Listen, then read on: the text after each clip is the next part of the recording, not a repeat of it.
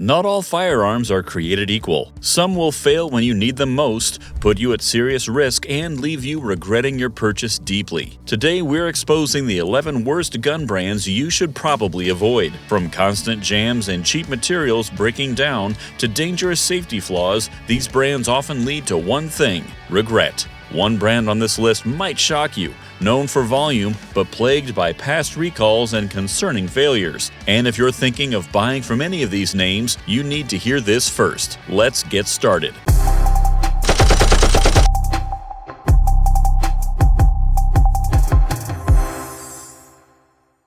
Number 11. Standard manufacturing. Ever bought something that worked fine, but when it broke, getting help became a nightmare? This happens to guns too. You send it for repair, and months pass with no word back. Sometimes you get it returned unfixed or they refuse to help at all. Talk about frustrating. Standard manufacturing often gets mentioned in these discussions. Their guns, which are mostly copies of 1911s or Taurus revolvers, might work okay when new, but customer service is reportedly terrible. People trying to get warranty help often wait forever or get flat out denied. The guns themselves? Just okay imported budget quality with occasional finish problems or stiff controls. They'll probably handle light use, but the real gamble isn't the gun itself, but whether the company will stand behind their product. If good support matters to you, maybe look elsewhere. Number 10. Charter Arms. Consistency matters, especially with protection tools. You want your gun to work the same way every time, just like your friend's identical model. Some brands, however, are like rolling dice.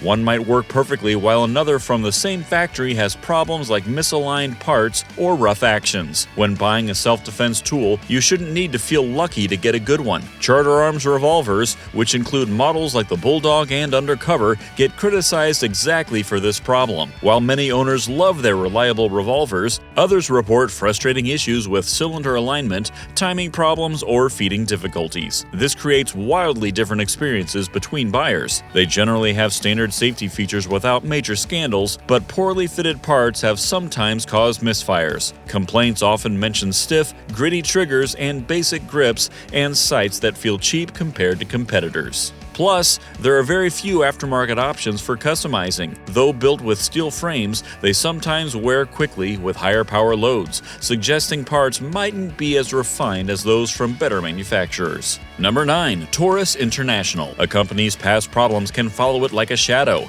Even when they improve, previous safety recalls and defects make buyers nervous, and rightfully so. When nearly 1 million guns get recalled for firing when dropped, regaining trust takes time and evidence of real change. New models might be better, but that history raises questions about quality control and design integrity. Making guns is serious business, and past failures stick in people's minds. Taurus International, which is a Brazilian gun maker, knows this struggle all too well. Their infamous 2016 recall of almost 1 million pistols that could fire when dropped seriously damaged their reputation. While newer designs have better safety features like transfer bars and block safeties, people still report reliability problems such as feed jams, broken extractors, or finish issues on models like the G2 series or PT92. Some older revolvers even had cylinder locking failures or rarely catastrophic failures from poor heat treatment. Rough machining and misaligned sights keep showing up in complaints, alongside triggers described as long and gritty. The aftermarket support remains fairly minimal compared to rivals, and upgrade possibility is limited. Their low prices and rising quality are positives, but their former issues and ongoing concerns make buyers stay cautious. Number 8. Hi-Point Firearms.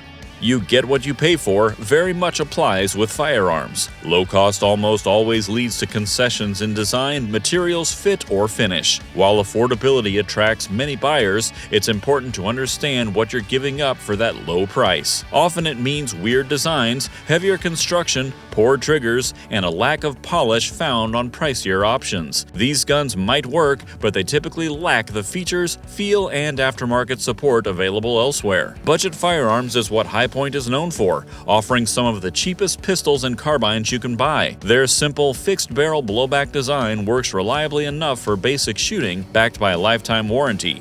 but this design requires a very heavy slide that is usually made of zinc aluminum alloy instead of steel, making them unusually bulky and heavy. Nicknames like the Yeet Cannon or comparisons to baseball equipment highlight their awkward size and make carrying them concealed difficult. People often criticize their blocky, utilitarian look and feel. The trigger is another common complaint. It's typically very long, mushy, and without a clean break, hurting accuracy and control, especially under stress. While accidental discharges rarely happen thanks to the long pull and manual safeties, the trigger feel is definitely not great. Plus, aftermarket support barely exists. High points work and have good warranties, but represent a clear trade-off: super low price for a functional but unrefined heavy bulky gun with poor ergonomics. Number 7. SECY Industries. Finding the perfect balance in a concealed carry pistol involves trade-offs between size, weight, ammo capacity, and shootability. Polymer frames have helped create lightweight pistols, but sometimes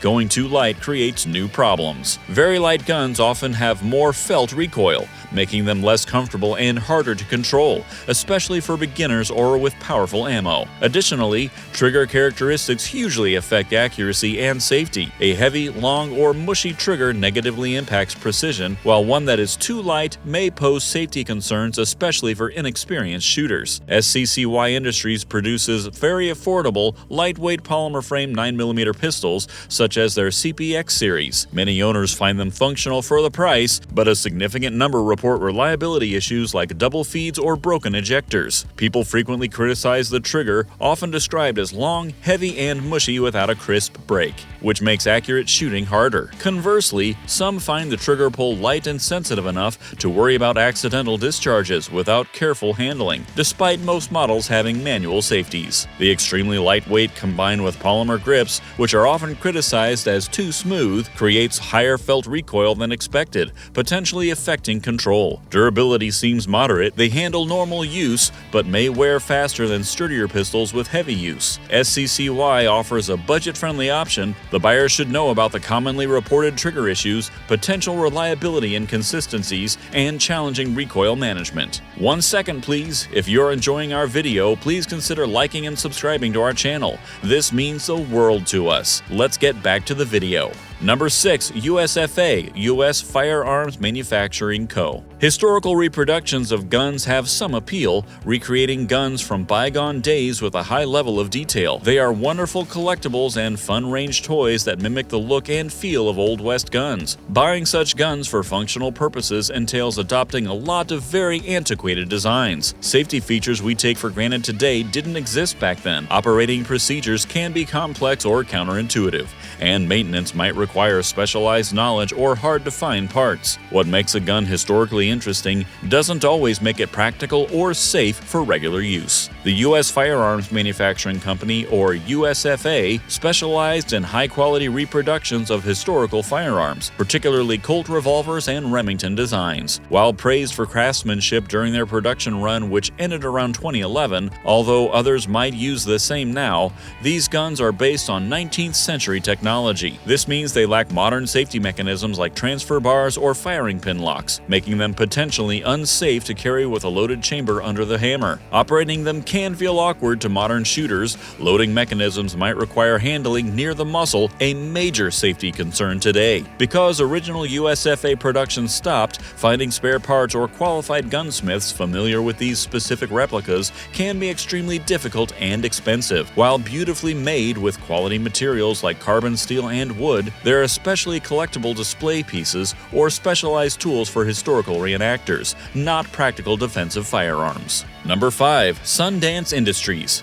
Sometimes a brand's bad reputation comes not just from its own products, but from its connection to other manufacturers known for poor quality. When a company emerges from or is closely linked to a previous maker of notoriously unreliable guns, skepticism makes sense. This is especially true if the new company uses similar manufacturing techniques or materials, like cheap cast zinc alloys instead of steel for important components. These materials are brittle and wear out quickly under firing stress, causing frequent malfunctions and and questionable longevity. Manufacturing history tends to repeat itself, especially when cutting corners on materials. Sundance Industries, founded by the nephew of Raven's founder, followed in Lurin Arms' footsteps. Not surprisingly, they made similar small-caliber pocket pistols, often in 25 ACP, and used the same cost-cutting approach involving cast zinc alloy frames and slides. Just like their predecessors, these parts proved inadequate for repeated firing stresses. Reviews consistently mention guns starting to jam and misfire as the brittle zinc parts inevitably wear down or deform. Safety features were minimal,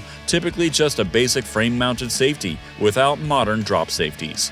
Alarmingly, owners cited hazardous breakdowns, like rounds firing ahead of the slide's full closure or involuntary discharge. The business became bankrupt promptly and stopped producing in the early 2000s. Whatever Sundance pistols can be discovered today no longer receive factory service or available spares. They are described as lightweight, composed of materials reputed to fail, and do not include safety features necessary for functioning. Number 4. Gimenez Industries. Saturday Night Special brings to mind a specific image: a cheap, easily concealable handgun, often linked to crime due to its low cost and disposability rather than quality or reliability. Manufacturers making such firearms prioritize price above everything, often using inferior materials and cutting corners on design and safety. These guns become notorious for failing when needed most, having poor accuracy and sometimes featuring safety mechanisms so inadequate they become dangerous. Their reputation comes from being cheap, not dependable. When a gun is mainly known for lawsuits and regulatory bans due to safety features, that's a major warning sign. Gimenez Industries produced inexpensive pocket pistols, often in 380 ACP, along with simple derringers. Their products quickly earned a reputation as unreliable Saturday night specials, prone to breaking parts and frequent malfunctions. They typically used low-grade metal alloys and plastics, contributing to poor durability. More concerning were the safety issues. Like several similar manufacturers, Gimenez Firearms often lacked robust safety mechanisms. Some models were connected to accidental discharge incidents and subsequent lawsuits. One specific model, the Gimenez P380, was banned in California for failing safety tests, which included being prone to firing when dropped. The company was struck with numerous liability lawsuits, eventually filing for bankruptcy in the late 1990s or early 2000s. Any Gimenez Industries firearms found today has no support, more famously known for liability cases and being a disposable, low-quality handgun. Number 3. Lurin Engineering.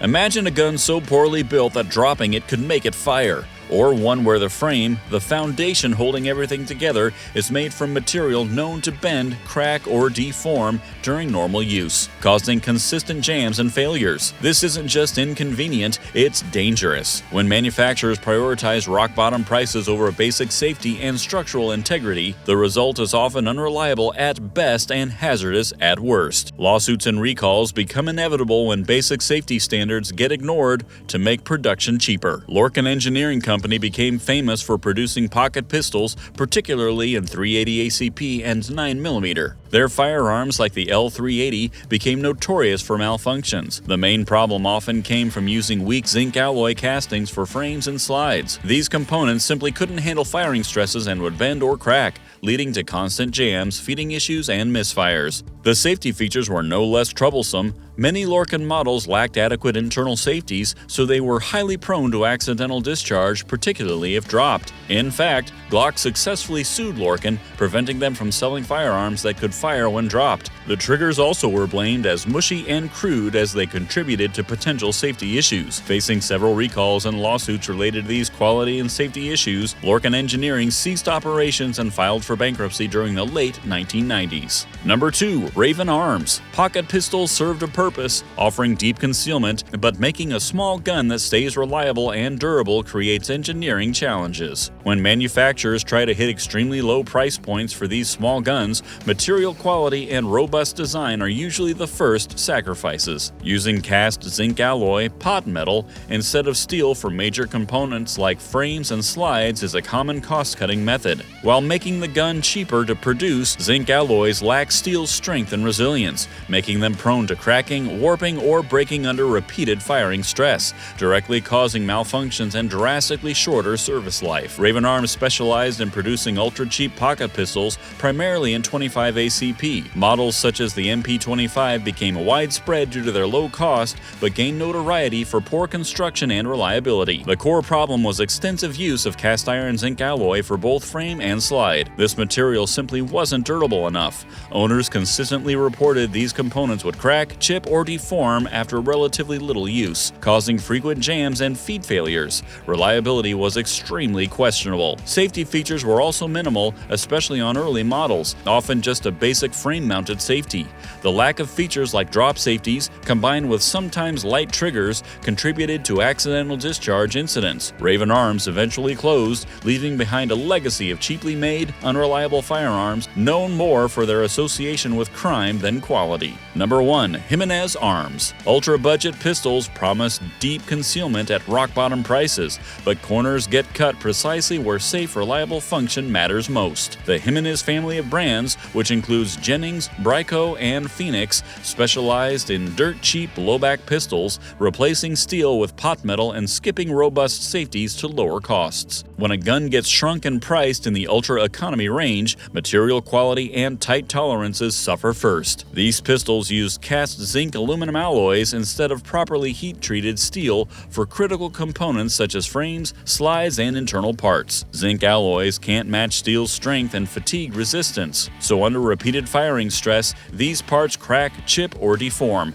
directly causing feeding failures, stovepipes, and extraction problems. Owners routinely report jamming after just a few dozen rounds, with loose fit and fractured parts causing problems. Safety features are equally minimal. Early models had no internal firing pin block or drop safety, so impacts or rough handling could cause unintentional firing. Lawsuits document instances where these pistols were prone to spontaneous discharge when dropped. Triggers are crude with shallow sear engagement and frames too flimsy to properly contain slide movement, an accident waiting to happen. Customer service almost non-existent. When your Jimenez inevitably fails, repair requests go unanswered or drag on for months, with warranty support more myth than reality. You end up stuck with a broken gun and no help. Bottom line, Gimenez Arms pistols are disposable novelties, not self-defense tools. Their pot metal construction, loose machining, and missing safeties create a perfect storm of unreliability and danger. These guns survive today only as cautionary tales, never as carry pieces.